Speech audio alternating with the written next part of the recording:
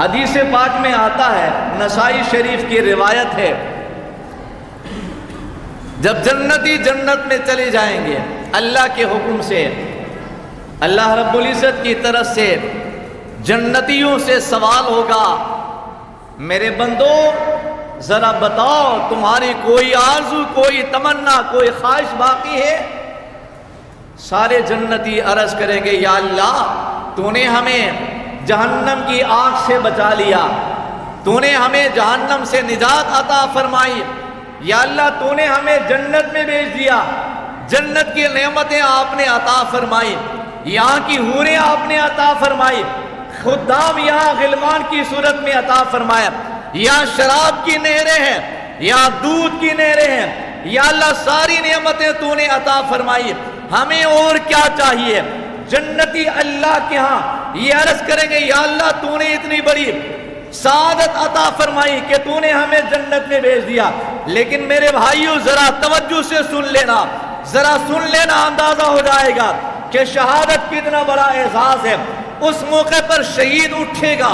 اللہ کی خدمت میں عرض کرے گا، یا اللہ میری ایک تمنا ہے، میری ایک آرزو ہے، یا اللہ میری ایک خواہش ہے۔ کیا خواہش ہے؟ فرمایا ان تردد الی الدنیا لاقتل فی سبیلک 10 مرات، اے اللہ میری خواہش و تمنا ہے کہ آپ مجھے دنیا میں واپس بھیج دیجئے۔ کیوں بھیج دیا جائے؟ دنیا میں جانے کی تمنا کوئی نہیں کرتا ہے، جنت میں جانے کے بعد کوئی بھی آدمی آرزو نہیں کرے گا کہ واپس دنیا میں آ جائے، لیکن شہید کہے گا، یا اللہ تو نے ہمیں جان عطا کی، زندگی عطا کی، میں نے آپ کے راستے میں، آپ کے دین کے غلبے کے لیے، آپ کے پیغمبر کی ناموس کے لیے، آپ کے نبی کی خاطر، آپ کے نبی کی جماعت کی خاطر، آپ کے نبی کے یاروں کی خاطر، آپ کے نبی کی ازواج کی خاطر میں نے اپنی ایک جان لٹائی ہے، ایک جان کا نذرانہ پیش کیا ہے۔ میں چاہتا ہوں اسی انداز میں آپ کے دین کے لیے 10 مرتبہ میرے جسم کو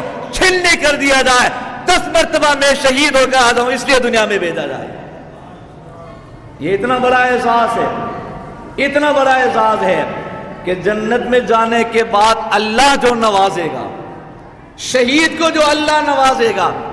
جو اکرام شہید کا ہوگا، اس اکرام کو سامنے رکھ کر، اعزاز کو سامنے رکھ کر شہید کہے گا، اے اللہ مجھے آپ دنیا میں واپس بھیج دیجئے، میں اسی انداز میں 1 مرتبہ نہیں 10 مرتبہ شہید ہو کے آنا چاہتا ہوں۔ تو یہ اتنا بڑا اعزاز جسے مل جائے انہیں سلام پیش کیا جاتا ہے، ایسے شہداء کو سلام پیش کیا جاتا ہے۔ وہ حضرت امیر حمزہ رضی اللہ تعالیٰ عنہ ہو، احد کے عزے میں شہید ہونے والے، یا فاروق اعظم ہو، یا عثمان غنی ہو، یا علی المرتضیٰ ہو، یا حضرت حسین رضی اللہ تعالیٰ عنہ ہو، یا بعد میں آنے والے ہمارے شہداء ہو، حضرت حق نواز ہو، یا حضرت ندیم شہید ہو، یا حضرت ڈاکٹر عادل خان کی صورت میں ہو، یہ جتنے بھی حضرات صحابہ سے لے کر آج کے دور کے اکابر تک جنہوں نے بھی اپنی جانوں کا نذرانہ پیش کیا ہے، اس پہ رویا نہیں جاتا، یہ سعادت کی موت ہے۔ ہم اپنے ان تمام شہداء کو سلام عقیدت پیش کرتے ہیں،